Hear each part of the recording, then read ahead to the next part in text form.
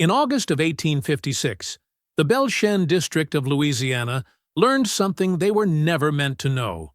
30 armed bounty hunters, men paid to drag runaways back alive or dead, surrounded an abandoned Creole house after tracking a single escaped man named Elias to its rotting doorstep.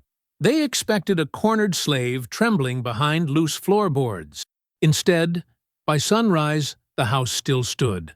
But every hunter who entered it was gone, their rifles scattered across the rooms they never walked out of. The county whispered that the hunters were too arrogant to notice what waited inside that house, or who had been waiting for them. What exactly happened in that boarded-up home?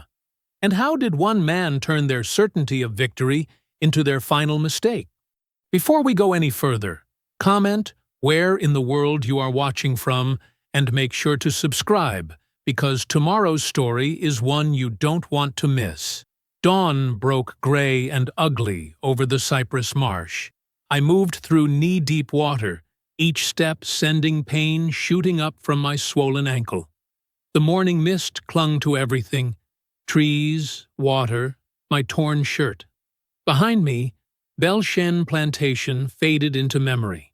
Ahead, somewhere in this wet wilderness, lay freedom. Or death. Maybe both. My hands shook as I pushed aside hanging moss, not from cold, from what I'd seen last night. They took Mama first, dragged her from the cabin while she screamed my name.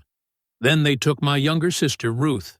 She didn't scream, just looked back at me with those big eyes, trusting me to do something. I did nothing. Stood frozen behind the woodpile like a coward, while Master Garrett's men loaded them onto the wagon bound for the auction block in New Orleans. I should have fought, should have died trying to stop them. Instead, I ran. The shame of it burned hotter than the August sun climbing above the trees. But dead men can't help nobody. That's what I told myself. That's the lie I wrapped around my heart to keep moving. Water sloshed around my calves. My ankle throbbed with each step, swollen thick as a ham hock where I'd twisted it vaulting the property fence. Blood seeped through the cloth I'd wrapped around it hours ago. I needed to rest. Needed water that wasn't brown and stinking. Needed to think. But thinking meant remembering Ruth's face, so I kept moving. The sun climbed higher. Sweat poured down my face, stinging my eyes. My throat felt like dried leather. I'd had nothing to drink since yesterday evening, before everything. The marsh water looked clearer in some spots, but I'd seen what happened to men who drank swamp water without boiling it first. Better to die thirsty than with your insides turned to liquid fire. A bird screamed overhead. I ducked instinctively, heart hammering. Just a heron, startled from its hunting. But my pulse wouldn't slow down.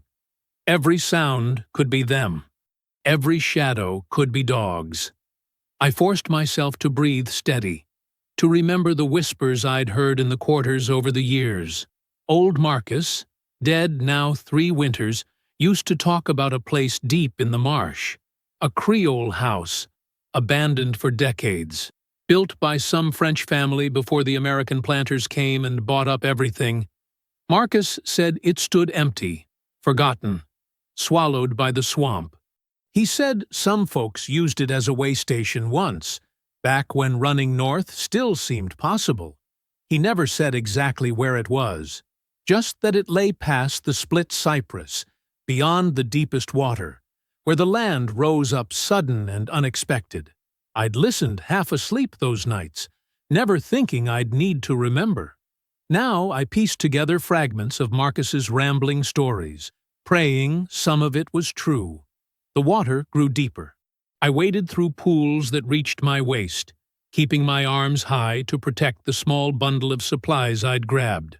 A flint, a knife I'd stolen from the blacksmith shed months ago, the blood-soaked cloth around my ankle. By midday, the sun turned the marsh into a steam bath. My vision blurred. Spots danced at the edges of my sight. The ankle wasn't just swollen anymore, it burned with infection's heat. I needed shelter. Soon. Then I saw it. The split cypress rose from the water like a giant's broken hand. Its trunk divided into 3 separate trunks that spread outward. Marcus's marker. I pushed forward with renewed strength, born from desperate hope. The water grew shallower. Mud gave way to solid ground, thick with rotting vegetation. And there, barely visible through decades of overgrowth, stood the house. It wasn't much to look at. Single story, built in the old Creole style with a wide front gallery and steep pitched roof. Paint had long since peeled away, leaving bare wood gone silver gray with age. Vines covered half the structure, strangling the boards. The front steps sagged at dangerous angles, but it had walls, a roof, places to hide. I approached slowly, checking the tree line for any sign of habitation. Nothing moved except insects, and a lizard that skittered across the gallery railing. The windows were dark, empty of glass. The door hung crooked on broken hinges. The pathway leading to the front steps had disappeared under years of plant growth. Cypress knees jutted up through the earth at odd angles. A broken iron gate lay half buried in mud, its decorative scrollwork still visible beneath rust and moss. I climbed the steps carefully, testing each board before putting my full weight down. 3 of them had rotted through completely. The others groaned but held. The door opened with a push, scraping across warped floorboards. Inside, the air hung thick and stagnant, undisturbed for years. Dust coated everything. A main hallway stretched straight back, with rooms opening off either side. At the far end, a collapsed section of ceiling had spilled plaster and beams across the floor. I stepped inside, letting my eyes adjust to the dimness. The first room on the left had been a parlor once. A broken chair lay on its side. Faded paper peeled from the walls in long curls. The second room held an old bed frame, its mattress long since rotted to nothing. The right side of the house mirrored the left, 2 small rooms, both empty except for debris. At the back, a narrow stairway led upward, but the upper landing had collapsed. Broken boards and plaster blocked any access to what might have been sleeping quarters above. I returned to the main hall and stamped my foot lightly on the floorboards. The sound echoed hollow. I moved down the hallway, testing each section. Most of the floor felt solid enough, but near the back, the boards definitely covered empty space. A crawl space, maybe, or a cellar. It would do. It had to. I checked every corner, every shadow, making sure I was truly alone. Then I claimed the smaller room on the left as my hiding spot. It had only one window, which I could watch easily. A single doorway. If someone came, I'd hear them. As evening painted the sky purple through the broken window, I finally let myself stop moving. I unwrapped my ankle and examined the damage by fading light. The flesh had swollen grotesque, purple-black bruising spreading up my calf. The cuts from the fence wire looked angry and red. I tore strips from my already ruined shirt and rewrapped the ankle tighter, cleaner. It wouldn't stop infection, but it might slow the bleeding. In the corner, I found a stub of candle, maybe 3 inches long, somehow preserved in a tin cup. Small mercies. I didn't light it yet. Needed to save it for true darkness. My stomach cramped with hunger, but I had nothing to eat.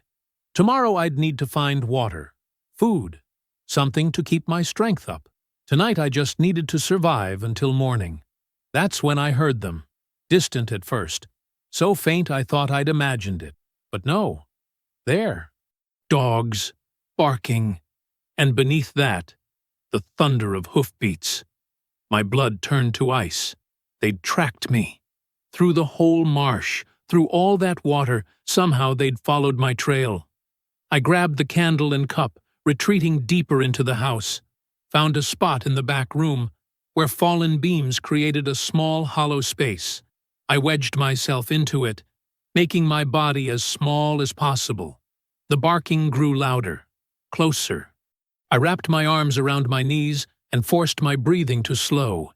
In, out, in, out. Steady, like Mama taught me when I was small and frightened by thunderstorms, before they took her, before everything. Darkness swallowed the house completely. Outside, dogs howled. Men shouted to each other, their voices carrying across the marsh. I closed my eyes and waited.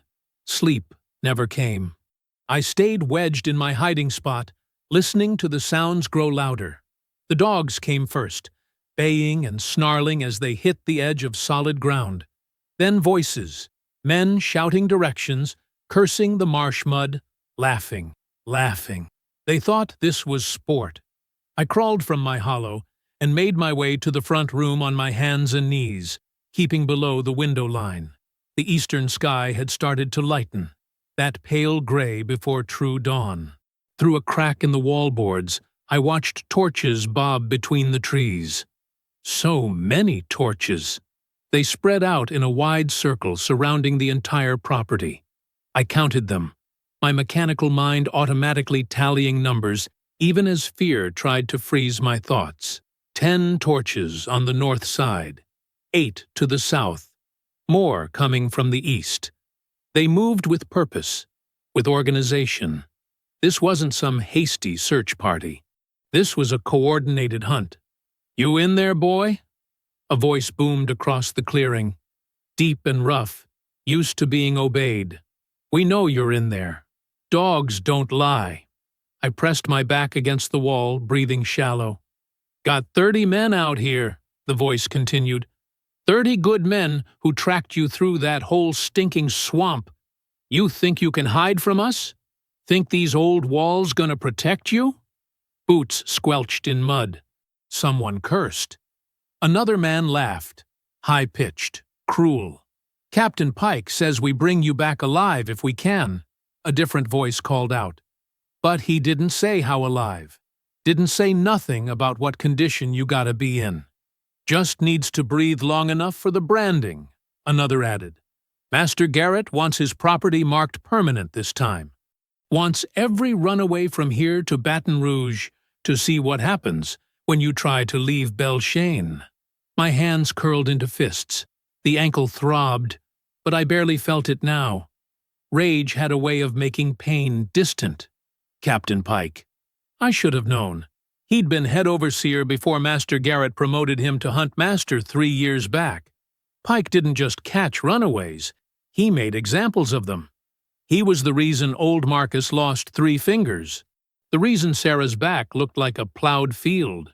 The reason children learned to stop crying before they turned 5.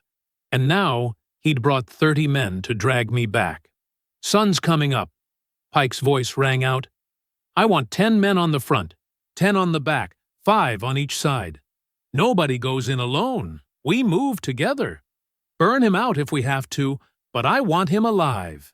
There's a $5 bonus to whoever puts hands on him first. $5. That's what my capture was worth to them. A week's wage for most of these men. Poor whites and professional hunters, pulled together by the promise of easy money and the chance to put a runaway back in his place. I moved away from the window and stood, testing my ankle. It screamed protest, but it held my weight. I needed to think, needed to use the only advantage I had, this house, this unknown territory that was now my battleground. The main hallway called to me.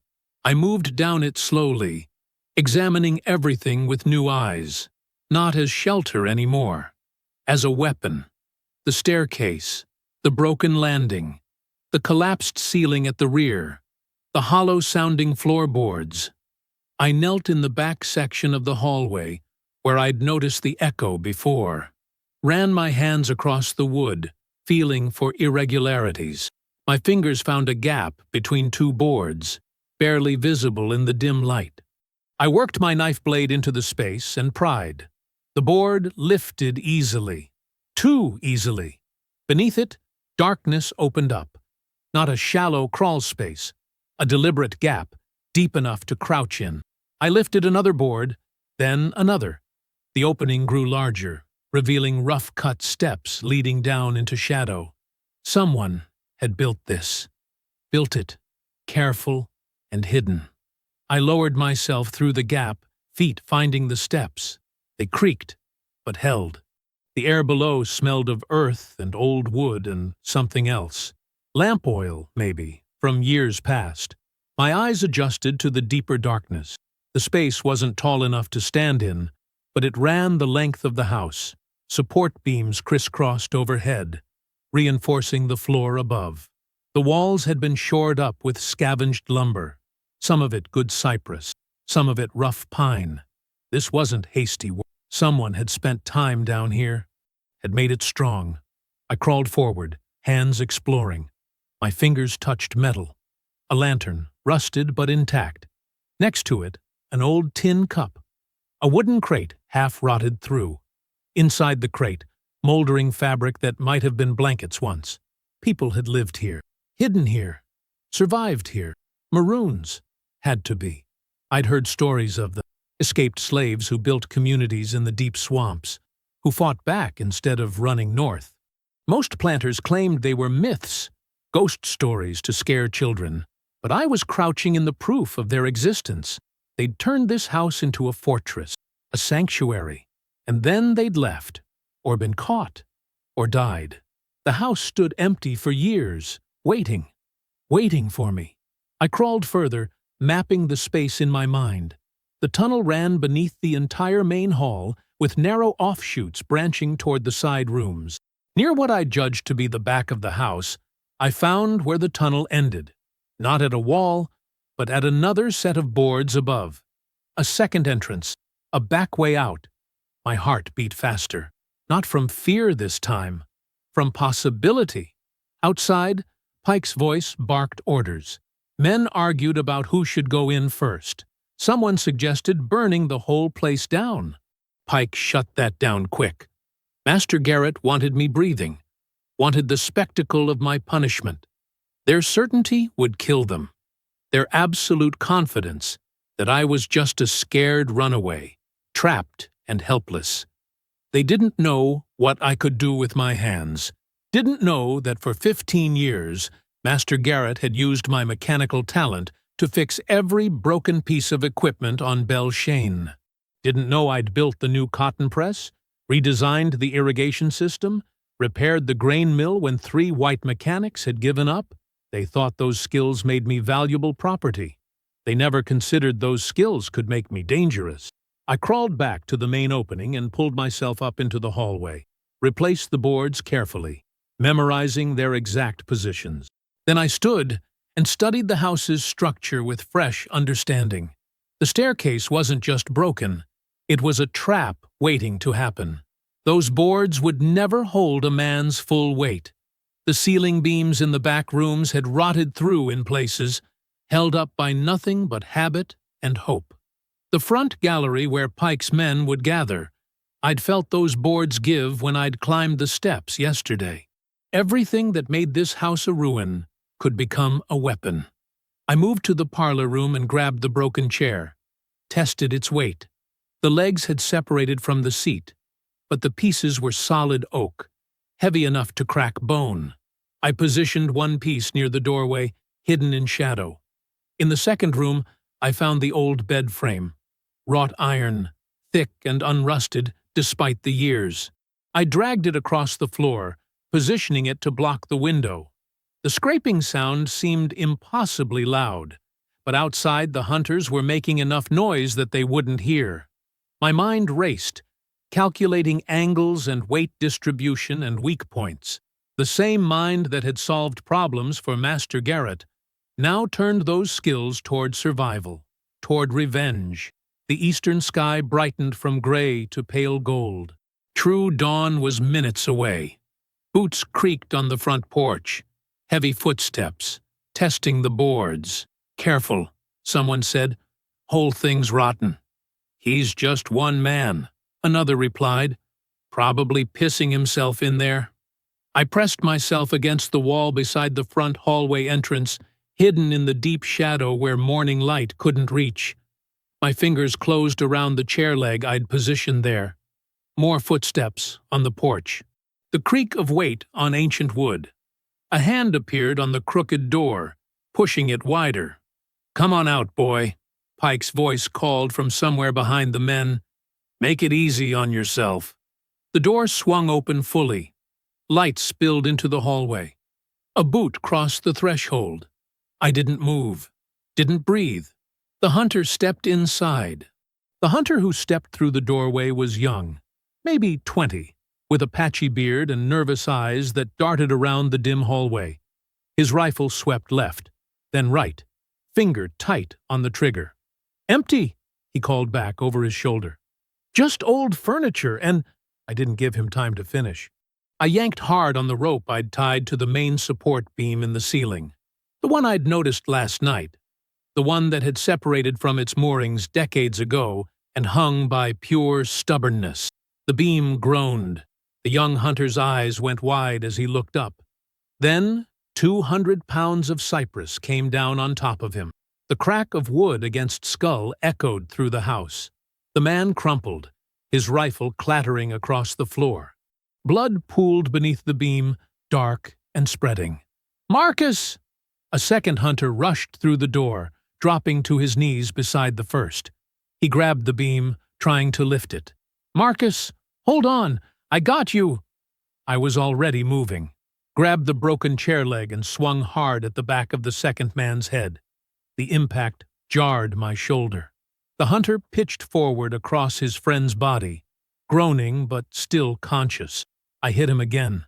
The groan stopped. Outside, someone screamed, "They're down! Both of them down!" "How?" Pike's voice, sharp with fury. "How did one man—" "I don't know. The roof fell or something. There's blood everywhere." I dragged the heavy parlor cabinet across the hallway entrance, blocking it. My hands shook. My ankles screamed, but I couldn't stop. The cabinet scraped against the floor, wedging tight between the doorframe. It wouldn't hold them long, but it would slow them down. Boots thundered on the porch, multiple voices shouting over each other. I ran, limped, back down the hallway toward the rear of the house, grabbed the crate of old nails I'd found in the side room, and dumped them across the floor behind me, scattering them thick, found the broken whiskey bottles in the corner, and smashed them against the wall, adding glass shards to the mix. Someone hit the cabinet hard, trying to force it aside. Wood splintered. I dropped to my knees and pried up the floorboards, lowering myself into the crawl space, pulled the boards back over my head just as the cabinet gave way with a tremendous crash. "He's in here somewhere," a voice shouted. "Spread out!" I crawled through the darkness beneath them, hearing their boots overhead. One man cried out as he stepped on the nails. Another cursed, glass crunching under his weight. "Watch the floor! There's traps. It's just debris, you fool. The whole place is falling apart." I reached the branching tunnel that led toward the back rooms and paused, letting my eyes adjust to the deeper darkness. My fingers traced the support beams above me, feeling carved marks in the wood. Not random gouges, deliberate symbols, arrows, pointing directions. I followed one arrow to a narrow vertical shaft that rose up through the floor, pressed my ear against it, heard nothing from above. I pushed gently. The boards lifted easily. Another hidden entrance, this one into the smaller back room. But I didn't climb up yet. Instead, I followed another carved symbol. 3 wavy lines that meant something the Maroons who'd built this place had wanted to remember. The tunnel sloped downward slightly, then opened into a wider chamber I hadn't explored before. More carvings covered the beams here. Diagrams scratched into old wood with knife points or nails. I traced them with my fingers, trying to understand. One showed the house's layout from below. Another depicted what looked like channels or tubes running through the walls, airflow vents. The Maroons had built ventilation into the structure. My mind worked fast, connecting pieces. If air could flow through those channels, so could smoke. If I could find where they opened, I could redirect. A tremendous crash from above. Men shouting, the sound of furniture being overturned. "Check every room! He can't just disappear!" I crawled faster, following the diagram's guidance toward what should be the western wall. Found what I was looking for. A narrow brick chimney built into the foundation, its opening at crawl space level. The Maroons must have used it for cooking fires, venting the smoke up through hidden channels in the walls. But chimneys worked both ways. I backed out and searched the chamber until I found an old tin bucket, half rusted through. Inside it, remnants of fabric that crumbled at my touch. But beneath that, wrapped careful in oilcloth that had somehow survived, a flint and steel. The Maroons had left emergency supplies, had prepared for the day someone else might need this refuge. I gathered the driest scraps of fabric I could find and carried them back to the chimney opening. Above me, the hunters had spread throughout the house. I could track them by their footsteps. 3 men in the front rooms, maybe 4 in the main hallway, more outside waiting. "Pike wants the back rooms checked," someone yelled. "Johnson, Creel, take the—" I struck the flint. Once, twice. A spark caught on the third try, and the fabric began to smolder. I fed it carefully, adding splinters of dry wood from the support beams. When the flames grew strong enough, I pushed the burning bundle into the chimney opening. Smoke curled upward, following the channels built into the walls. At first, nothing happened. Then I heard coughing from above. Where's that coming from? The walls! Smoke's coming through the walls. More coughing. The sound of men stumbling, disoriented. One man's boots crashed through the rotten section of floor I'd noticed near the back room, the boards finally giving way under panicked weight. His scream cut off with a wet thud as he hit the crawl-space floor 20 feet from where I crouched. He didn't get up. "Fall back! Everyone out!" That was Pike's voice, hoarse with fury. "Regroup outside!" Boots scrambled toward the exits. Someone fired their rifle blindly through the smoke, the shot splintering wood somewhere overhead. Another man shouted in pain, hit by his own side's bullet. I crawled toward the back entrance and lifted the boards, pulling myself up into the small rear room. Smoke hung thick in the air, but thinner here, away from the main vents. Through the broken window, I could see hunters streaming out of the house, coughing and cursing. I counted them. 19 emerged from the front, 5 from the back. 2 helped a third man who'd been shot in the shoulder by friendly fire.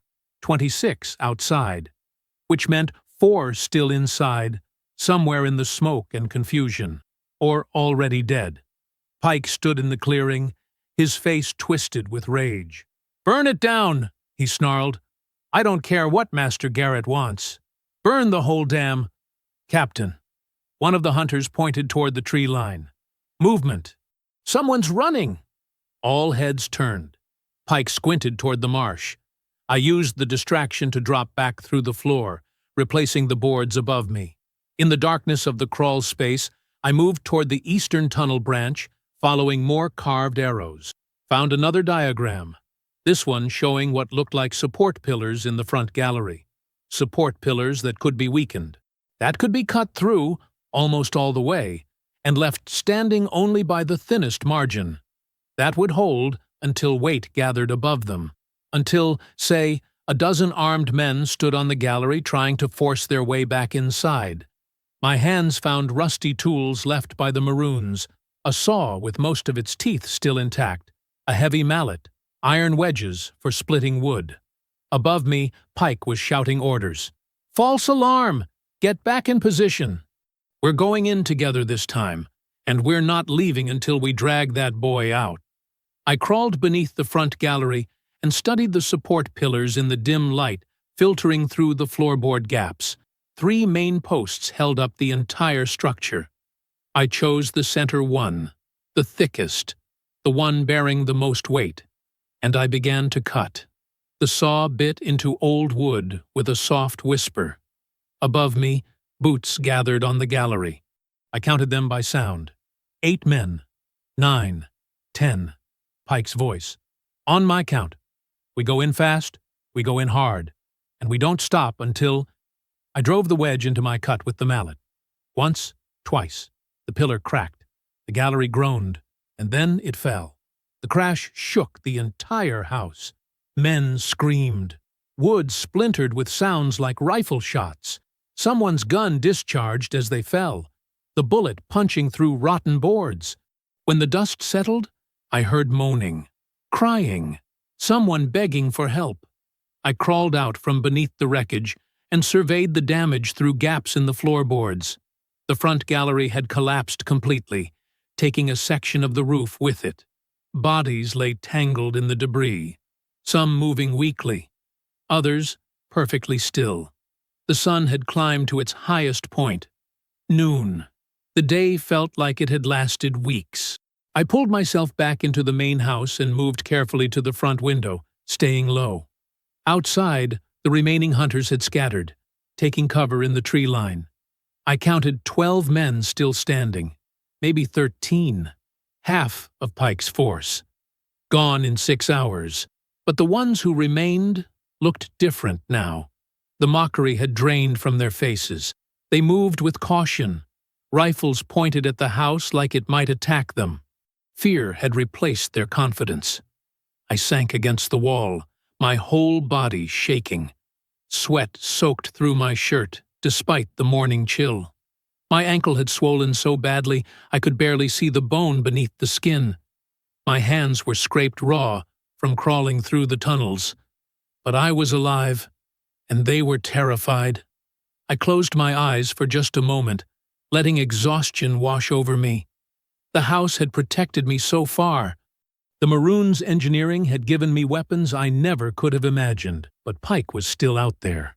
And frightened men were often the most dangerous. I needed to make the house stronger, needed to turn every room, every board, every shadow into something that would kill, because they would come again. And next time, they wouldn't underestimate what waited for them in the darkness. I couldn't rest long, not with Pike still breathing out there. I pushed myself up and made my way back to the crawlspace entrance. My ankle screamed with every step, but I bit down on the pain and lowered myself through the opening. The darkness below felt different now, less threatening, more like a sanctuary built by hands that understood what it meant to be hunted. I grabbed the rusted lantern I'd found earlier and struck the flint until it caught.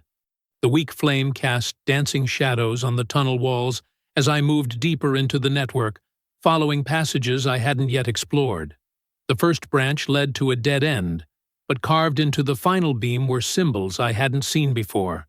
Arrows pointing downward, with crossed lines beneath them. I studied the floor and found loose boards covering a narrow pit. When I lifted them, I saw sharpened stakes planted in the earth below, a trap designed to catch anyone pursuing through the tunnels. The Maroons had thought of everything. I continued down the main passage, my lantern revealing more carved instructions. Some were simple warnings about structural weaknesses. Others showed complex diagrams of the house's internal systems. One section depicted what looked like a network of tubes running through the walls, the ventilation system I'd already used, but more extensive than I'd realized. The tunnel widened into another chamber, larger than the first. My lantern light caught metal glinting in the darkness. I moved closer and found a collection of tools carefully wrapped in oilcloth and hidden in wall recesses. Saws, hammers, chisels, a collection of iron chains and shackles. But these restraints weren't like the ones I'd worn. These had been modified. The chains were shorter, designed to be attached to walls or support beams. The shackles had been sharpened on one edge, turned into something that could cut as well as bind. The Maroons had prepared for the possibility of capturing their hunters. I gathered what I could carry. Chains, a length of rope that had somehow stayed pliable, several iron hooks that could be driven into wood. My mind was already working, seeing how these pieces could transform the house into something even more deadly. Through the floorboards above, I heard voices. The hunters were regrouping. 17! Dead! 17! And for what? A young voice, cracking with fear. "For $2,000, boy." "That's what Master Garrett's offering. You want to go home with nothing after what we've lost?" That was Pike. His voice sounded strained, hoarse from the smoke. "Ain't no money worth dying for," another man said. "This place is cursed. You saw what happened to Johnson when the floor opened up. You saw what—" "I saw a scared slave getting lucky." Pike's boots stomped across what sounded like the clearing. "That's all this is. Luck and rotten wood. We got spooked, moved too fast, didn't watch our step. But we got him cornered. He can't run, can't escape. All we got to do is be smart about it." "Smart how?" someone asked. "We burn him out, set fires at every entrance. When the smoke drives him into the open, we shoot him down. Simple." My chest tightened. Fire would destroy the tunnels, collapse my escape routes, force me into the open where their rifles could find me. I crawled quickly through the network, following the ventilation diagrams carved into the beams. If I could understand the full system, maybe I could use it against them again. Maybe I could turn their fire into their own doom. The main ventilation channel ran through the center of the house, branching into smaller ducts that opened in each room. The Maroons had built it to disperse cooking smoke, to keep the air breathable when the house sheltered multiple families. But the system worked both ways. Air could be pulled in as easily as pushed out. And if I blocked certain channels while opening others, I could control where the smoke flowed. I found the central hub, where all the ventilation ducts converged, a brick-lined shaft that ran from the foundation to the roof. Someone had installed a series of wooden baffles that could be adjusted to redirect airflow. Most had rotted, but a few still moved when I pushed them. Above me, Pike was still talking. "Daniels, you and Morton gather kindling. Stack it against the back entrance. Harrison, you do the same at the front. We'll light them at the same time. Trap him between the fires." "What about the side windows?" someone asked. "That's where we position the rifles. 4 men on each side. Anyone tries to climb out, you drop them." "Understood?" A chorus of reluctant agreement. I worked fast, adjusting the baffles to channel any smoke toward the western side of the house, the side with the collapsed gallery, where the structure was already weakest. Then I climbed back up into the main hall and began positioning the materials I'd gathered from the tunnels. Chains went across the doorways, stretched tight at ankle height, and secured to support beams. The iron hooks I drove into the walls near windows, creating anchor points where I could attach rope snares. I took the sharpened shackles and wedged them into the stairs, creating hidden blades that would cut anyone ascending in the dark. Every movement sent fresh pain through my ankle. Sweat dripped into my eyes. My hands shook with exhaustion, but I kept working. Outside, I heard the hunters gathering wood, heard Pike directing them with military precision. More on that pile. We want it hot enough to force him out quick. The sun was dropping toward the horizon, maybe 2 hours of daylight left. I checked my preparations one final time. The chains, the snares, the sharpened edges hidden in shadow. The ventilation baffles positioned to turn their fire against them. Then I retreated to the crawl space and waited. The first flames appeared at the back entrance just as the sun touched the tree line. Orange light flickered through the gaps in the boards. Smoke began to rise, thick and black. "Front entrance!" Pike shouted. "Light it now!" More flames, more smoke. I watched through the floorboards as the fires grew, watched the smoke rise and hit the ventilation system, watched it get pulled into the channels I'd opened, drawn by the natural airflow, redirected exactly where I needed it to go, toward the western wall, toward the weakened structure, toward the section where Pike had positioned himself and 6 of his men. The smoke poured out through cracks in the damaged walls, billowing around the hunters before they realized what was happening. "Back up! The wind's shifting!" But it wasn't the wind. It was the house, breathing smoke like a living thing. The hunters stumbled away from the western wall, coughing, eyes streaming. One man tripped over debris from the collapsed gallery. Another backed directly into a hornet's nest hidden in the branches. The insects, disturbed by smoke and chaos, attacked in a furious swarm. "Hold position," Pike shouted, but his voice was lost in the confusion. The fire at the back entrance had grown too hot, too fast. The dry wood of the old house caught like kindling.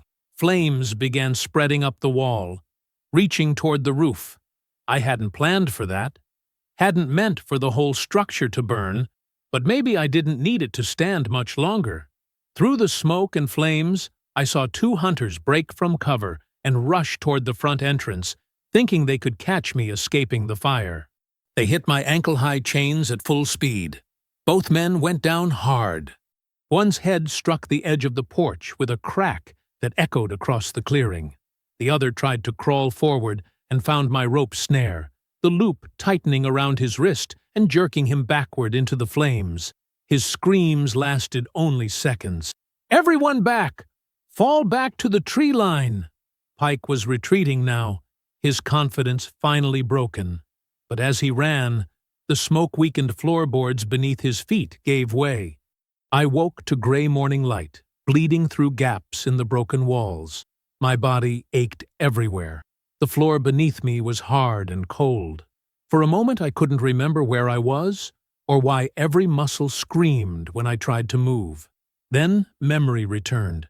The hunters. The fire. Pike's body somewhere beneath collapsed floorboards. I pushed myself upright, wincing as my injured ankle protested. The main hall looked worse in daylight. Scorch marks blackened the walls. Part of the ceiling had fallen during the night, creating new holes that let in rain and wind. Bodies lay twisted in doorways where men had died, trying to escape the chaos they'd created. I needed to move, to prepare. First, I gathered weapons from the dead. 3 rifles, though one had a cracked stock. A pistol with 4 rounds remaining. Several knives, including a long hunting blade that might serve for cutting rope or wood. I wrapped these carefully in oilcloth I found in the tunnel and buried them in 3 separate locations, one near the back entrance, one by the collapsed gallery, one deep in the maroon crawl space. If the house fell completely, I'd still have access to weapons. Next, I checked my traps. The ankle-high chains had done their work, but needed repositioning. I moved them to different doorways, varying the height so anyone expecting them low would catch them mid-shin instead. The rope snares I relocated to window frames, where desperate men might try climbing through. The sharpened shackles on the stairs had been discovered. One hunter's blood still marked where he'd grabbed for balance, and found steel instead. I collected them and placed them in darker corners, where shadows would hide their edges. Water was becoming critical. My canteen was nearly empty. I'd found a tin cup half filled with rainwater collected in debris, but that wouldn't last the day. The nearest creek was 200 yards into the marsh, and I'd need to cross open ground to reach it. I'd wait for nightfall. Try then. The sun climbed higher. Maybe 3 hours past dawn, when I heard horses again. More than before. Many more. I pressed myself against the wall near a shattered window and looked out carefully. Riders emerged from the tree line in organized formation, not the chaotic mob of bounty hunters, but disciplined men moving with military precision. They wore no uniforms, but their coordination spoke of training. Militia. Had to be. They numbered at least 40, maybe 50, too many to count accurately through the trees.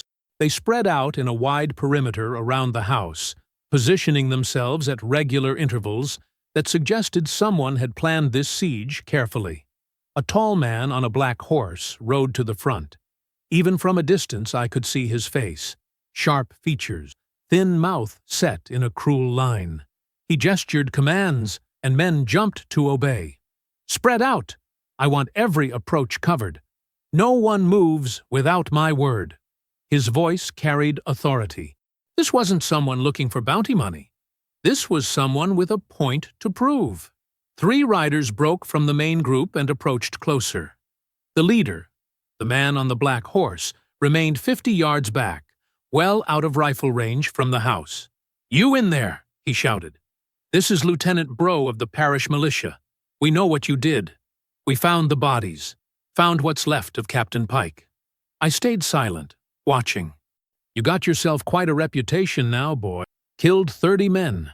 Burned them, trapped them, picked them off like animals." He paused. "But this ends today. We got supplies for a month. We got men rotating in shifts. We got orders from the parish council to make an example of you." Still I said nothing. Silence was safer than words. Bro gestured, and 2 riders moved forward, approaching the house at an angle. One was a heavy-set man with a rifle across his saddle. The other was younger, maybe 20, with nervous eyes that kept darting toward the burned walls. The nervous one spoke quietly to his companion. "Corporal Miles, you really think one man did all this?" The corporal, Miles, shifted in his saddle. "Don't matter what I think. Matters what the lieutenant ordered." They dismounted about 30 yards from the front porch. Miles took the lead, rifle ready, while the younger man followed with obvious reluctance.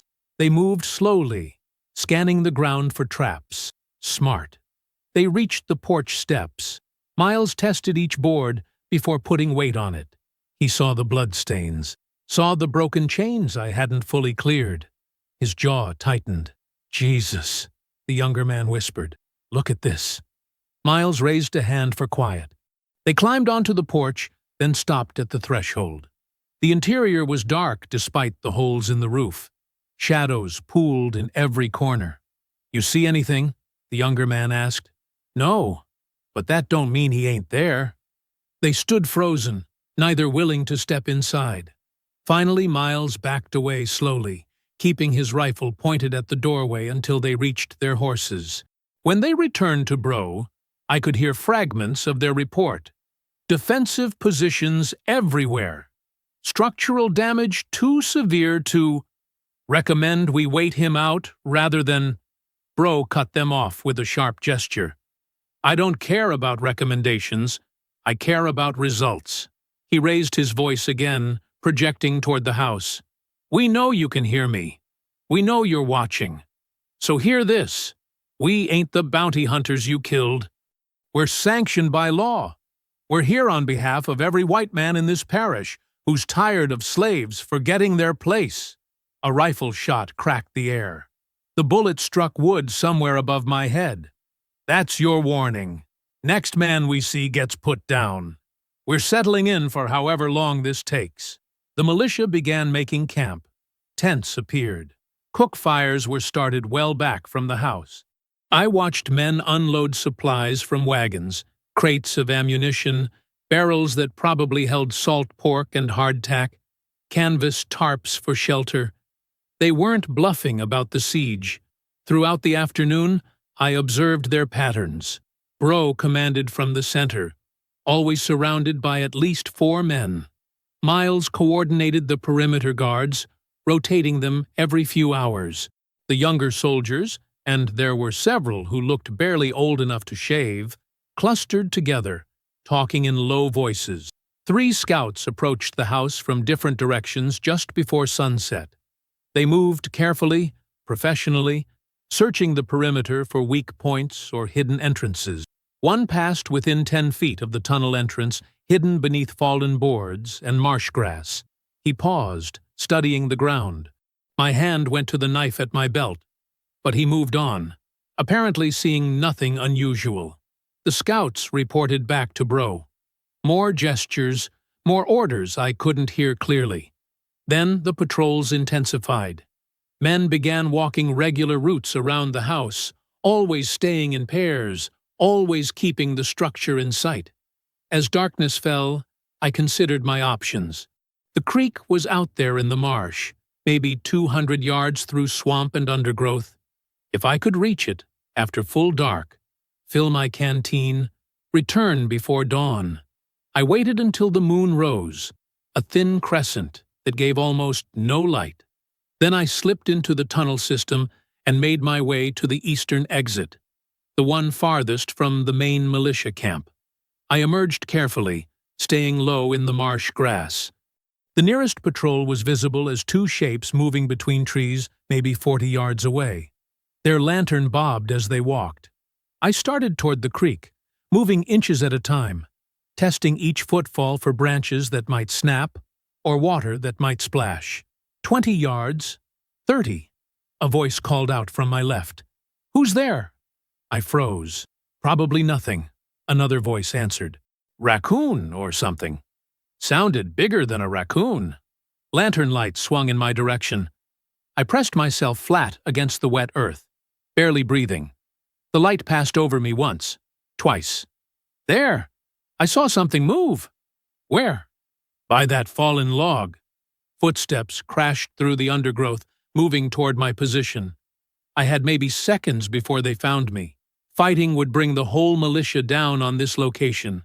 Running would give away my escape route. I slithered backward, using my elbows to pull myself through the mud, letting the marsh grass close over me. The lantern light swept past again, closer this time. I'm telling you, I saw. It's gone now. Probably was just an animal. Maybe. They stood there for long minutes, searching. Finally, one of them said, "Come on. We're supposed to check the western perimeter before we report back." They moved away. I waited until I could no longer hear their footsteps, then retreated to the tunnel entrance and slipped back inside. No water. My canteen was still nearly empty.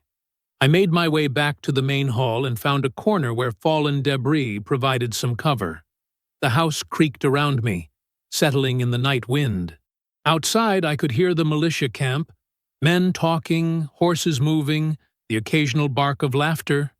They sounded confident, comfortable. They were planning something for morning.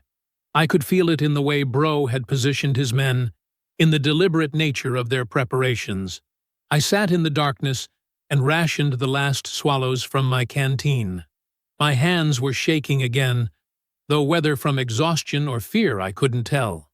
The house groaned. Somewhere in the foundation, wood shifted and settled. Morning would come soon, and with it, whatever Bro had planned. The sound came before dawn, so faint I almost missed it. Tap, tap, tap. Not the random creak of settling wood or wind-moved branches. This was deliberate, rhythmic, coming from the back wall where the structure met the marsh. I moved silently through the darkness, knife ready. The tapping continued. 3 beats. Pause. 3 beats. Pause. A signal. But from whom? I pressed my ear against the rotted boards. Heard breathing on the other side. Scared breathing. "Please," a voice whispered. Young. Barely more than a child. "Please, I know someone's in there." I heard the militia talking. "Please let me in." I said nothing. Could be a trap. Could be the militia using a boy to get me to expose myself. "My name's Isaac. I ran from the Devereaux plantation 3 days ago. I heard there was someone here who beat the hunters. Please, they're looking for me too." The voice cracked with genuine terror. If this was acting, it was better than anything I'd seen. Still, I hesitated. "I'm going to die out here," the voice continued. "If you don't help me, they'll find me come morning. Please." I examined the wall, found loose boards that could be moved without making much noise, worked them free slowly, creating a gap just wide enough for a small body. "Come through. Quiet as you can." A shape materialized in the pre-dawn darkness, small, maybe 12 or 13 years old. He squeezed through the gap and I immediately replaced the boards behind him. The boy collapsed against the wall, shaking. Even in the dim light I could see he was in bad shape. Clothes torn, feet bleeding, face scratched from briars. His breathing came too fast. "Water," he gasped. "Please, I ain't had water since yesterday morning." I had 1 jug left, stored in the tunnel system where it stayed cool. I retrieved it and gave him measured sips. Too much too fast, and he'd make himself sick. Slow, small drinks. He obeyed, hands trembling as they gripped the jug. When he'd had enough, I pulled it away and studied him more carefully. Thin build, eyes wide with exhaustion and fear. No weapons, no supplies of any kind. How'd you find this place? Heard the field hands talking. Said a man killed 30 hunters here. Said if anyone could help me, maybe it'd be him. Isaac's voice dropped to almost nothing. I didn't know where else to go. You shouldn't have come. This house is surrounded. I know. I saw them. That's why I waited until dark to get close. Crawled through the marsh on my belly for 2 hours. He touched his torn shirt. Got past their patrols somehow. Lucky. Or maybe the militia wasn't expecting anyone stupid enough to approach an active siege. You can't stay here. I got nowhere else. Isaac looked at me directly for the first time. Please. I won't be trouble. I'll do whatever you say. Just don't make me go back out there. The same words I'd probably said in my head 100 times. The same desperate plea that had driven me to this house in the first place. I sighed. You stay quiet. You do exactly what I tell you. You don't move, don't speak, don't even breathe loud unless I say so. Understand? Yes, sir, I understand. And stop calling me sir. Name's Elias. Dawn came slowly. Through the gaps in the walls, I watched the militia camp wake up. Men rolling out of bedrolls, smoke rising from cook fires, horses being fed and watered. Isaac sat in the corner where I'd told him to stay, watching me with those wide, frightened eyes. You hungry? I asked. He nodded. I had some dried corn I'd salvaged from the house's old stores. Probably years old, but still edible, if you soaked it first. I gave him a small portion. Make it last. Don't know when we'll get more. Outside, voices rose. Someone was shouting. I moved to the window and peered through a crack. A group of militiamen had gathered near where Isaac must have entered the marsh. One knelt examining the ground. He stood and called to the others, pointing. Fresh tracks! Leading right to the house! Lieutenant Bro rode over on his black horse. How fresh. Last night. Maybe early this morning. Bro studied the tracks, then looked toward the house.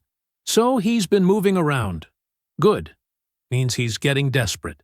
Desperate men make mistakes. They assumed the tracks were mine. Didn't occur to them someone might be fool enough to approach an active siege. I returned to Isaac. You almost got us both killed. I'm sorry. I didn't think. No, you didn't. I kept my voice low and hard. From now on, you think. You think about every step, every sound, everything you do. Because out there are 50 men who want to drag us both back in chains if we're lucky, and kill us if we're not. Isaac's face went pale. Yes, Elias. The day crawled forward. I showed Isaac the tunnel system, how to navigate by touch in darkness, which passages led where the emergency exits were hidden. He learned quickly, memorizing the layout after just 2 trips through. Never surface during daylight, I told him. I don't care how safe it seems. The militia's got patrols everywhere. You break cover in daytime, you're dead. I understand. Around midday, the militia made their move. Not an assault, something worse. They began cutting off water sources. Men with shovels dammed the small creek that fed into the marsh.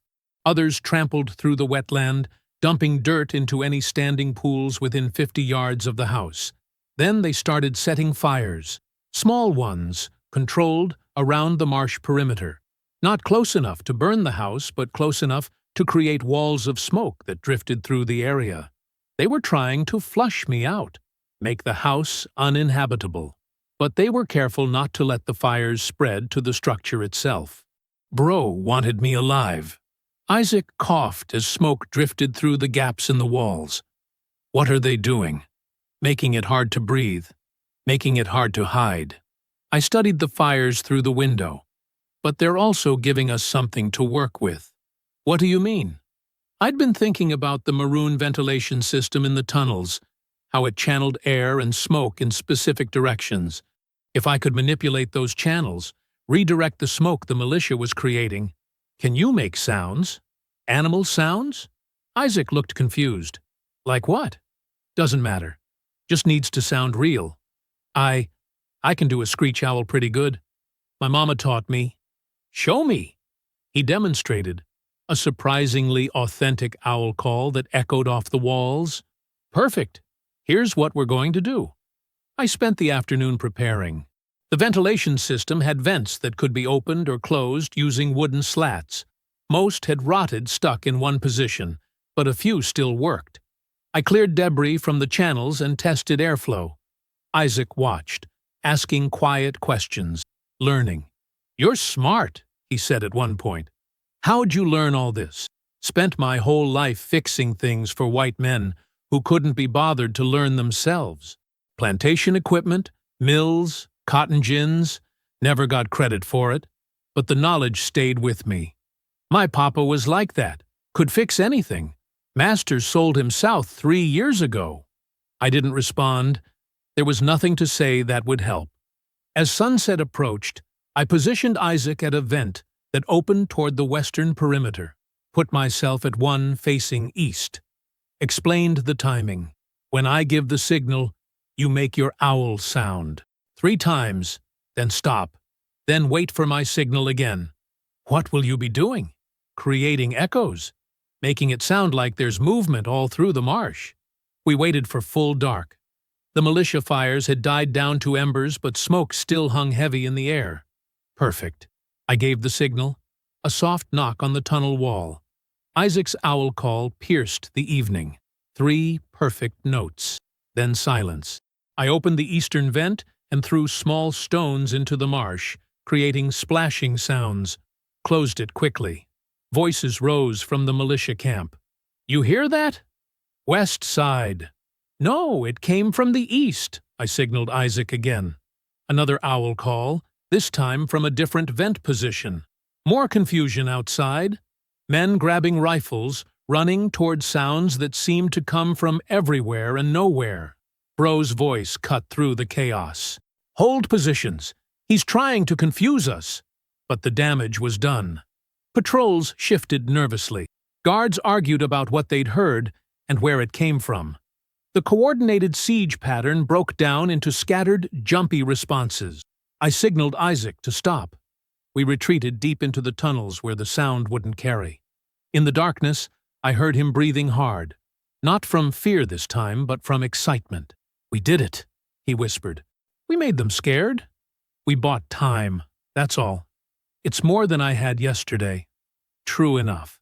We found a junction point where 2 tunnels met. Relatively dry.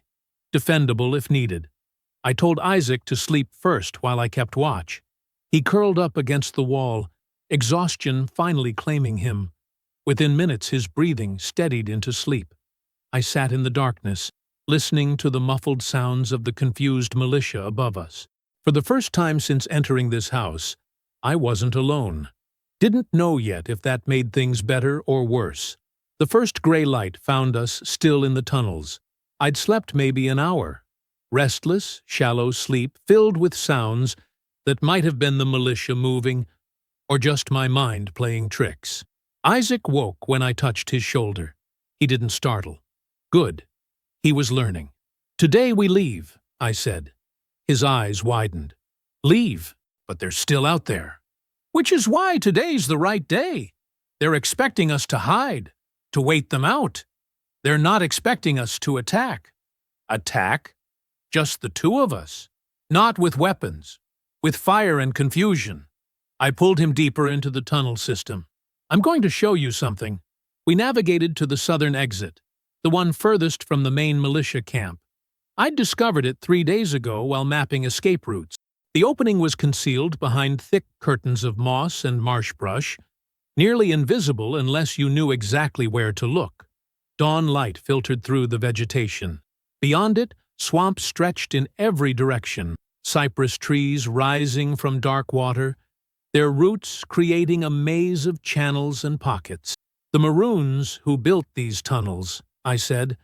"They left supplies. Oil canisters, sealed tight. Still good after all these years. I'd found them yesterday during my exploration. 6 metal containers hidden in a waterproof cache. The oil inside was thick and dark, perfect for controlled burns. Isaac stared at the canisters. What are we going to do with those? Create a distraction so big they won't know which way to look. I explained the plan. The marsh had pockets of gas, natural accumulations that sometimes caught fire on their own, especially in summer heat. I'd learned to identify them during my years working plantation drainage systems. The trick was knowing which pockets would burn hot and fast, and which would just smolder. We're going to start fires, I said. Multiple points. Design them to move away from the house, pushing the militia forces into narrow channels, where the ground gets soft. They'll think it's a signal, a gathering, maybe reinforcements coming. Doesn't matter what they think as long as they react. We waited until full sunrise, needed enough light to move safely through the marsh, but not so much that we'd be easily spotted. I carried 3 oil canisters. Isaac took 2, despite his smaller size. We slipped through the tunnel exit into the thick brush, moving slow and silent through ankle-deep water. The militia camp was visible through the trees, tents arranged in a rough semicircle around the house, men starting breakfast fires, horses tethered in a makeshift corral. We worked our way south, staying low. Every few hundred yards I'd stop, study the ground, identify the telltale bubbling that marked gas pockets. The first fire I set near a cypress cluster, poured oil in a careful line, used flint and steel to spark it. The flames caught fast, spreading toward a gas pocket I'd marked earlier. When the pocket ignited, it made a soft whooshing sound. Bright orange flame shooting up through marsh grass. Shouts erupted from the militia camp. We were already moving to the second location. Isaac stayed close behind me, learning the rhythm. Pour oil. Spark flame. Move before anyone spots the source. The second fire caught even better than the first.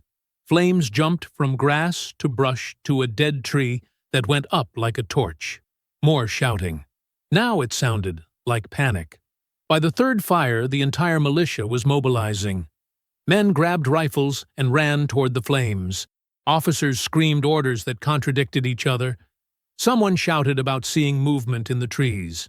I set the fourth and fifth fires in quick succession, creating a rough line that pushed away from the house. The militia interpreted it exactly as I'd hoped, as a coordinated signal, maybe a call to other runaways. "They're everywhere!" someone yelled. "It's an uprising!" Lieutenant Bro's voice cut through the chaos, trying to restore order. "Form ranks! Defensive positions!" But his men were already scattered, stumbling through marsh channels in confused pursuit of phantom threats. That's when the terrain did our work for us. The channels I'd funneled them toward looked solid, but weren't. Soft ground disguised as firm earth. One militiaman sank to his thigh before his companions pulled him out. Another fell completely, disappearing into dark water before clawing his way to a cypress root. The smoke grew thicker. Not dangerous yet, but enough to obscure vision. I led Isaac east, away from the fires and the confused militia. We moved through water that deepened gradually, using cypress roots as stepping stones. That's when I found it again. The skiff I'd discovered 2 days ago during my initial scouting. Hidden in dense reeds, probably left by the original Maroons. Old, but intact. I'd checked it then. Found it would hold water if I sealed a few small cracks. "Help me move it deeper into the reeds," I whispered to Isaac. We worked together, dragging the small boat further into concealment. Not for now. Too risky to try a water escape in daylight, but for later, after dark. By afternoon, the militia was still in disarray. Fires had burned themselves out, but smoke lingered. Men trudged back to camp, mud-covered and exhausted. Bro's voice carried across the marsh, hoarse from shouting. Isaac and I stayed hidden in a thick stand of brush near the water's edge, waiting, watching, planning our move for evening. As sunset approached, the militia finally regrouped.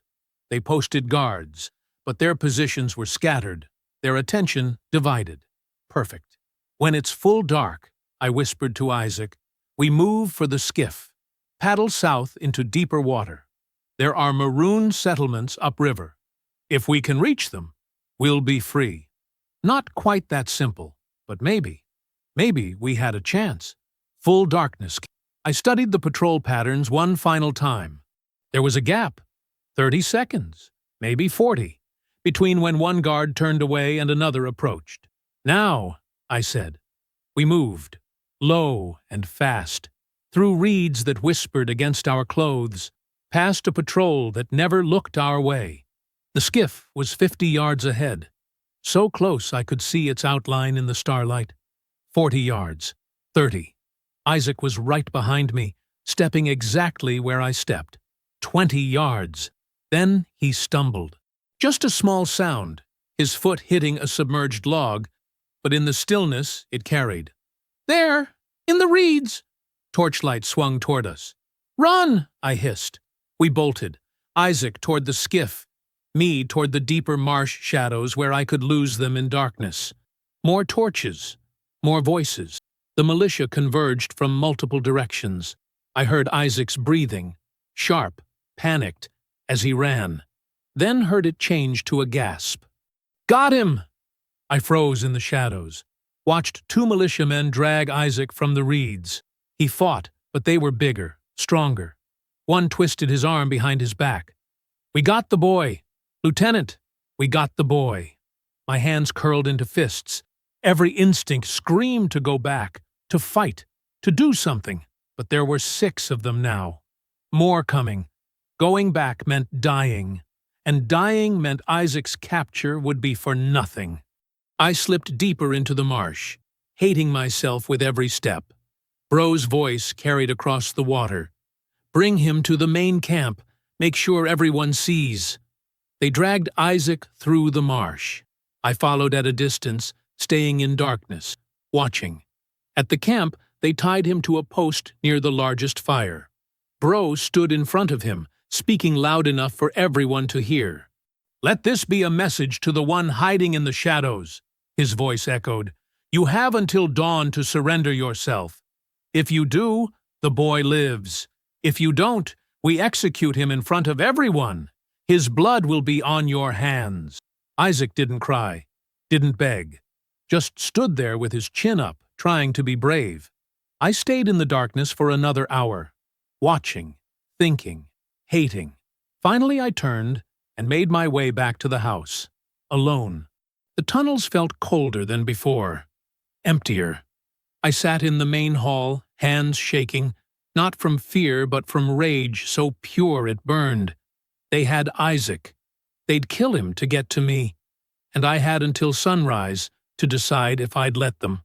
I spent the night mapping every shadow, through cracks in the walls, through ventilation slits the Maroons had carved decades ago, through gaps in rotted boards that gave me lines of sight to the militia camp.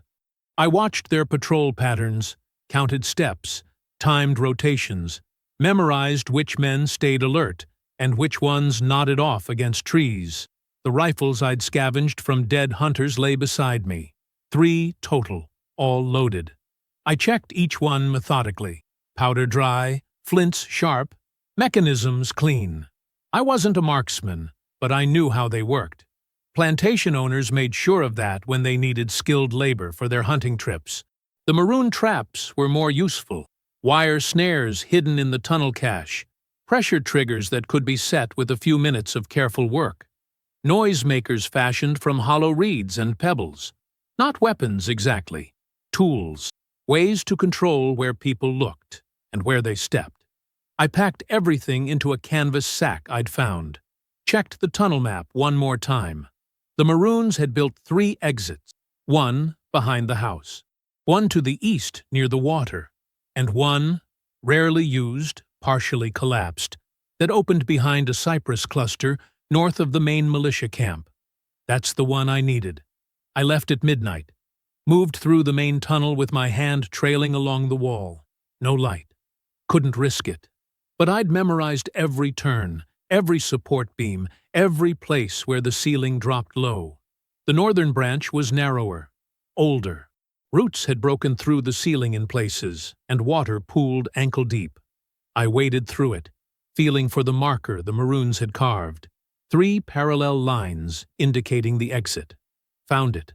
A wooden panel disguised to look like natural marsh debris. I eased it open an inch. Listened. Cricket sounds. Distant snoring from the camp. Nothing close. I slipped out into pre-dawn darkness. The cypress cluster provided cover.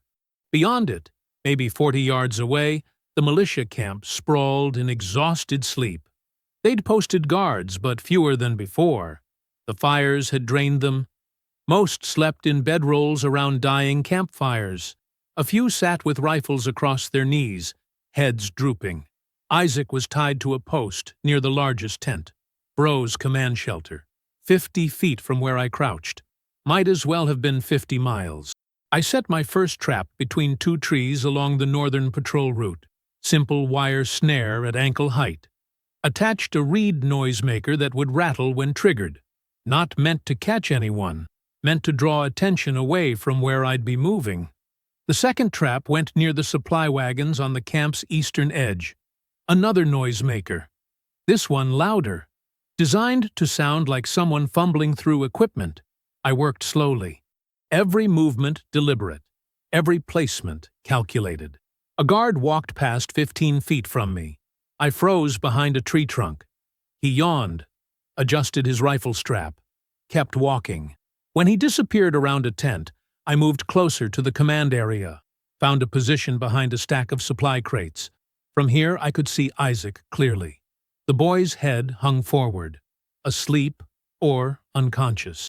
The ropes around his wrists looked tight enough to cut circulation. I waited, watched the sky lighten from black to deep blue. Pre-dawn, the most dangerous time. Light enough to see movement but dark enough that shapes stayed unclear. A guard stood 10 feet from Isaac. Older man, rifle in hand. He kept shifting his weight like his legs hurt. I needed him gone. Needed everyone looking somewhere else. I pulled the oil canister from my sack. Last one. I'd saved it for this.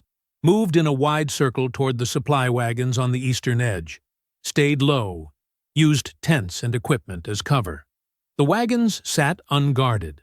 Why guard supplies when the real threat was supposedly holed up in a house half a mile away? I poured oil under the nearest wagon. Not much. Just enough. Then I set a slow fuse, cotton rope soaked in oil, stretched from the wagon to a safe distance behind a water barrel. Back at my hiding spot, I checked the sky again. Lighter now, dawn coming fast. I lit the fuse with flint and steel, watched the flame crawl along the rope, slow, steady, giving me time to get into position. 30 seconds later, the oil under the wagon caught. Flames spread fast. Within moments, the wagon's canvas cover was burning. Fire! Fire in the supply section. Men bolted upright, grabbed buckets, ran toward the flames. The guard near Isaac turned, hesitated, looked between his post and the burning wagon. "Everyone help! Now!" Bro's voice from inside his tent. The guard ran toward the fire. I moved, crossed the open ground in seconds, pulled my knife, cut the ropes binding Isaac's wrists. His eyes snapped open. "Elias!" "Quiet. Follow me. Exactly where I step." He nodded. No questions. Good boy. We moved back toward the crates. The camp was chaos now. Men shouting. Flames climbing higher. Someone yelled about ammunition stored in the wagon. I led Isaac north, away from the fire, away from the panicked militia, toward the cypress cluster and the hidden tunnel entrance. Almost there. 20 feet. 15. "Hey! Someone's moving over there!" I grabbed Isaac's arm. Ran. Forget stealth now. Just speed. The tunnel entrance was concealed, but I knew exactly where to find it. I yanked the panel open, shoved Isaac inside, followed him in, and pulled the panel shut just as footsteps pounded toward us. "I saw someone! By the cypresses! Search the area! Now!" We scrambled through the tunnel, Isaac in front, me behind, moving fast through the darkness. Behind us, I heard the panel being discovered, voices shouting about a tunnel, orders to pursue. But the northern tunnel had a feature the Maroons had built specifically for this situation. A support beam that could be knocked loose to collapse a section. Not the whole tunnel, just enough to block pursuit. I found it by feel, kicked it hard. Once, twice. The ceiling groaned. Dirt showered down. Then a louder crack as the section behind us caved in. Dust filled the tunnel. We kept moving, coughing, stumbling, but moving. When we finally stopped, we were in the main chamber beneath the house, breathing hard, covered in dirt, but alive. Isaac leaned against the wall. They'll know. They'll know you came for me. Let them know. Above us I could hear voices. The militia had returned to the house, shouting, organizing. They'd realized what happened, that I'd infiltrated their camp, that I'd taken back what they'd stolen.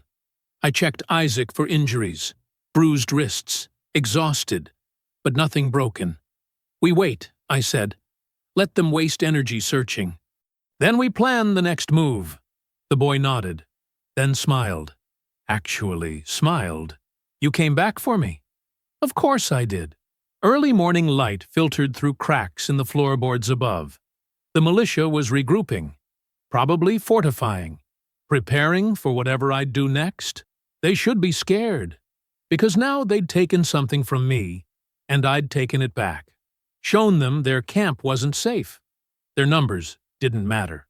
Their weapons didn't protect them. I could reach them anywhere, and they knew it. The dust still hung in the air when I pulled Isaac deeper into the tunnel network. His breathing came hard and fast. My own chest burned from the sprint and the collapse and the weight of what came next. Keep moving, I said. Follow the markers. Above us, the militia's voices grew louder. Boots thundered across floorboards. Someone shouted orders about finding the tunnel entrance. Another voice, Bros, screamed about incompetence and cowardice. We reached a junction where 3 passages split off in different directions. I chose the eastern route, the one that curved under the marsh and surfaced near the water. Where are we going? Isaac whispered. Somewhere they can't follow. The tunnel widened here. Old maroon construction, reinforced beams every few feet. Air vents cleverly disguised as natural features above ground. I'd studied this network for days, and I still hadn't mapped all of it. We stopped at a small chamber where the Maroons had stored equipment. Coils of rope, rusty tools, and more traps. Pressure plates connected to warning bells. Tripwires designed to trigger noisemakers or small collapses. I'd left most of these untouched. Saving them now seemed like the right time. Stay here, I told Isaac. Don't move unless you hear my voice calling for you. What are you doing? Making them think there's more of us than there are. I grabbed the triggering mechanisms, studied the connecting wires.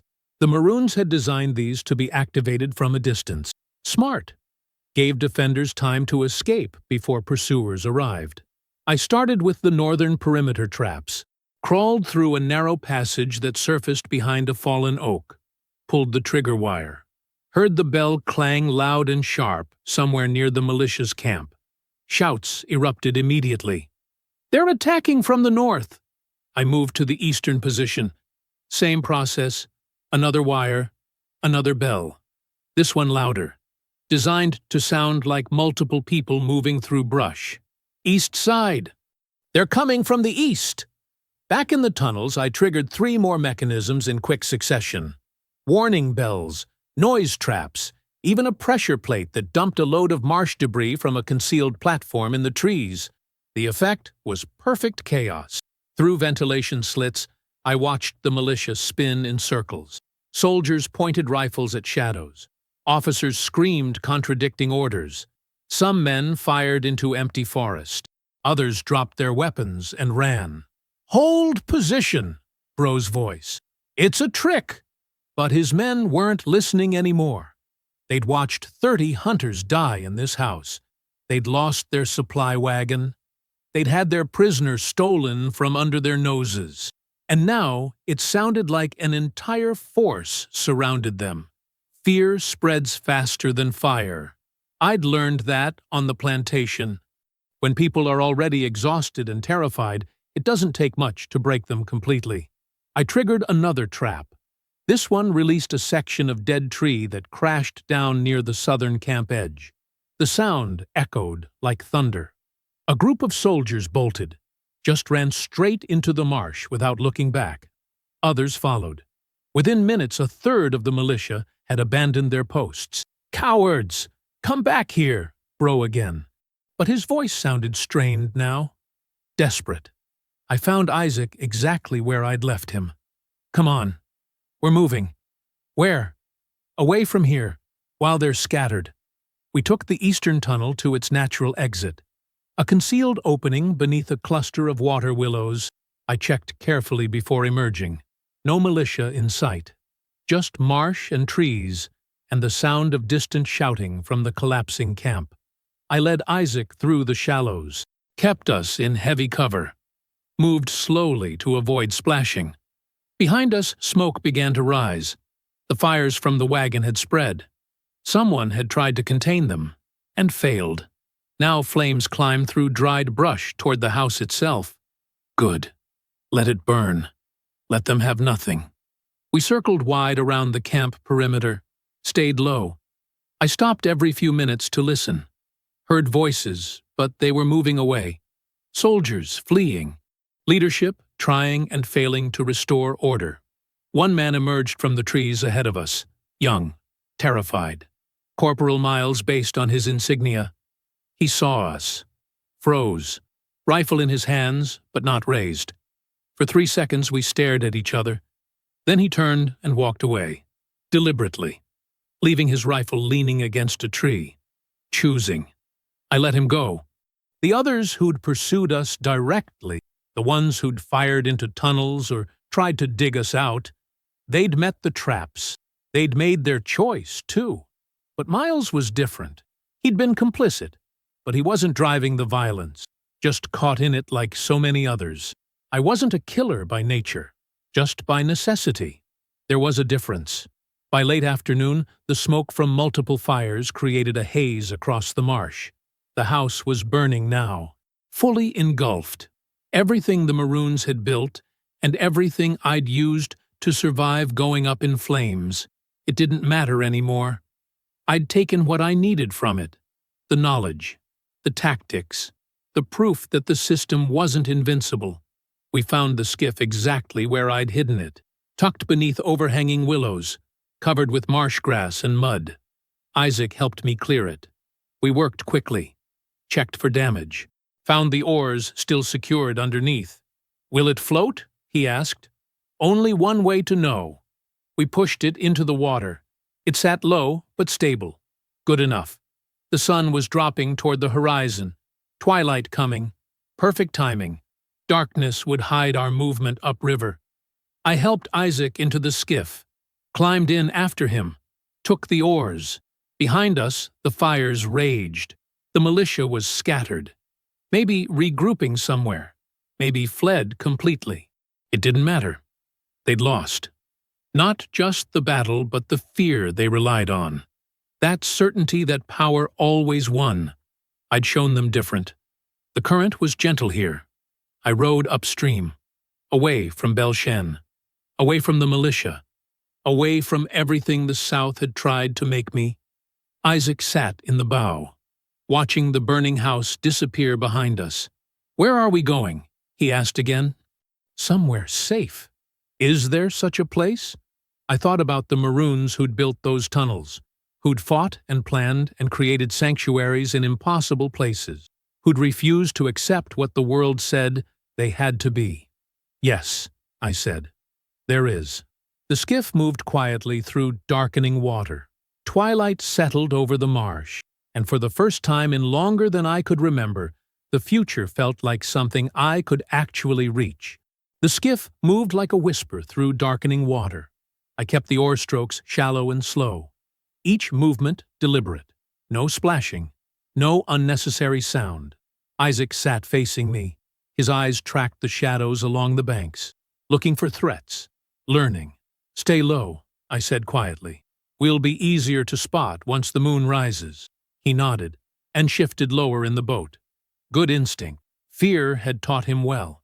Now I needed to teach him how to survive, without it consuming everything. The marsh channels narrowed as we pushed deeper into untouched territory. Cypress trees grew thick here. Their roots created natural barriers that kept boats out and secrets in. Spanish moss hung so low it brushed the water's surface. I'd heard whispers about this region.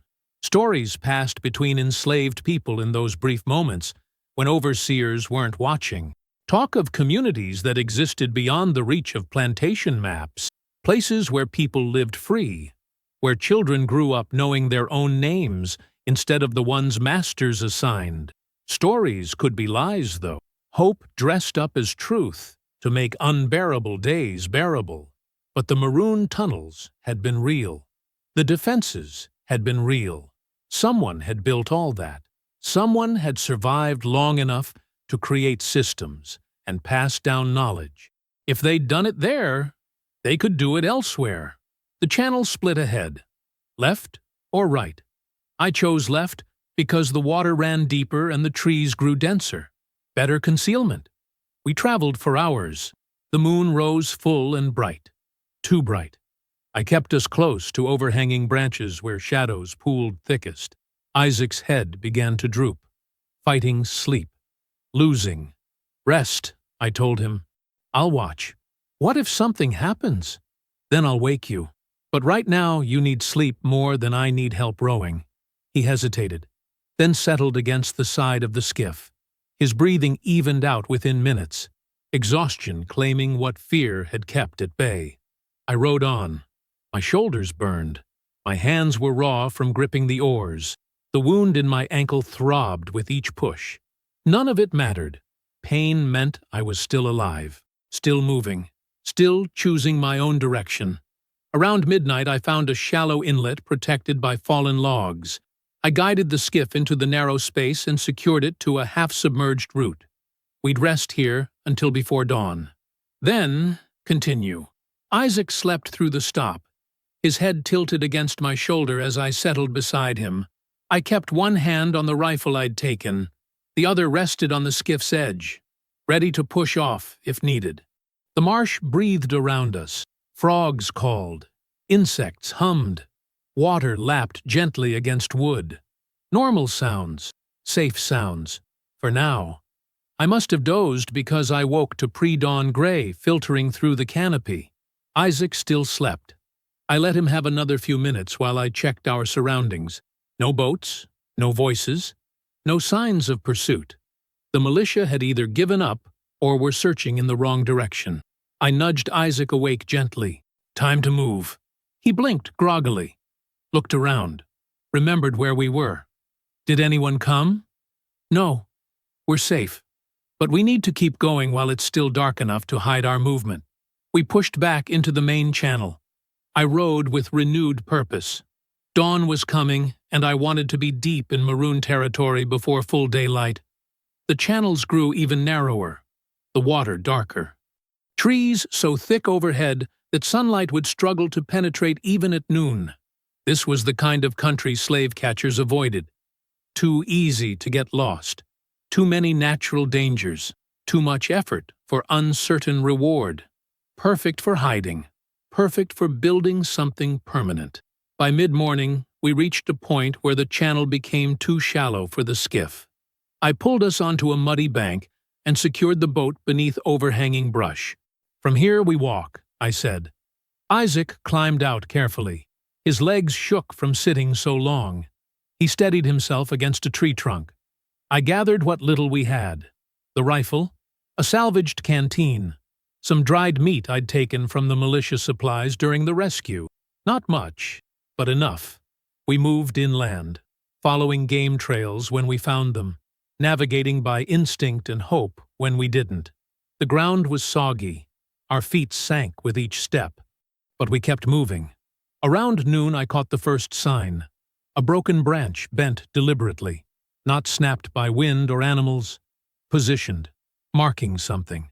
I stopped, studied it, checked the surrounding area for more. There, Another branch, 20 feet ahead. Same deliberate positioning. Someone had marked this trail. Recently. Stay close, I whispered to Isaac. Don't run, no matter what happens. We followed the markers. 5 more broken branches leading deeper into dense undergrowth. Then the trail opened into a small clearing. 3 men stood waiting. They held weapons but didn't point them, just watched, evaluating. The nearest man was older, scars on his face, gray in his hair, authority in his stance. He spoke first. You're a long way from the nearest plantation. That's the idea, I said. You alone? Just me and the boy. The man studied Isaac, then me, taking his time, reading us the way I'd learned to read plantation overseers, looking for truth beneath surface words. What's your business in these territories? Looking for somewhere safe. Heard there might be communities that take in runaways. Heard from who? People who whispered in quarters. Stories passed down. Maroon tunnels I found in an old house. Something shifted in the man's expression. Recognition, maybe. Or respect for knowledge that wasn't supposed to survive. Those tunnels still standing? Burned down 2 days ago, but I learned what they had to teach first. The man nodded slowly, made a decision. My name's Daniel. These are my scouts. We protect the settlement. Keep outsiders from finding it. Keep our people safe. I understand that, I said. We're not looking to bring trouble. Just looking to live without chains. Militia chasing you? Not anymore. They gave up or scattered. Doesn't matter which. Daniel studied me another long moment, then gestured to his scouts. Check them for brands, weapons, anything that might identify them. The scouts moved forward. Professional. Careful. They found my ankle wound, the brand on my shoulder from Belchane, Isaac's smaller brand on his forearm, the rifle I carried. This one's got military weapons, one scout said. Took them off militia who won't need them anymore, I explained. Daniel's eyebrow raised. How many militia? However many decided pursuing runaways into a marsh was worth dying for. A pause. Then something like approval crossed Daniel's face. You're either very lucky or very skilled. I'm a mechanic. Built things for plantations my whole life. Learned how to take systems apart. Put them back together different. Use them for different purposes. We could use someone with those skills. That's what I'm offering. Skills for safety. Work for shelter. Fair trade. Daniel looked at Isaac. What about him? He comes with me. He's under my protection. Isaac stood a little straighter, trying to look braver than he felt. Daniel nodded. All right. We'll take you to the settlement. But you follow our rules. Contribute your share. Cause trouble and you're back in the marsh, alone. Understood? Understood. We walked for another hour, following paths I never would have found alone. The scouts moved like they'd traveled these routes 1,000 times, confident, at home. Then the trees opened into a hidden valley, and I saw it. The settlement. Wooden cabins built on high ground. Cultivated gardens growing in cleared patches. A central area where people gathered. Children playing, women tending crops, men working on construction. Real life. Free life. Not hiding in tunnels. Not running. Building. Growing. Existing beyond the reach of the system that said we couldn't. People looked up as we entered. Curious, cautious, but not hostile. They'd all been where I was. Escaped. Survived. Found this place. Daniel led us to a central cabin where a woman waited. She had presence. Authority that didn't need announcement. More newcomers, Daniel said. This one's got mechanical skills. Both marked from plantations but clean otherwise. Say the militia gave up pursuit. The woman studied us the same way Daniel had. Reading. Judging. Then she nodded. Welcome. I'm Esther. I help lead this community. You'll work. You'll contribute. And you'll live free. That acceptable? More than acceptable, I said. She gestured to a woman nearby. Get them food, water. Show them the guest cabin for now. We'll find permanent housing once they've proven they fit here. We were led to a small cabin at the settlement's edge. Simple but solid. A real roof. Real walls. Real floor. Isaac sat on one of the beds, touched the blanket like it might disappear. Is this real? Yes, I said. That evening we sat outside the cabin, watching the settlement prepare for night. Fires being lit. Families gathering. Normal life in an impossible place. The sun dropped toward the western trees, orange and gold spilling across the sky. Isaac sat beside me, quiet, processing everything he'd seen. Everything that had changed in just days. What happens now? He asked finally.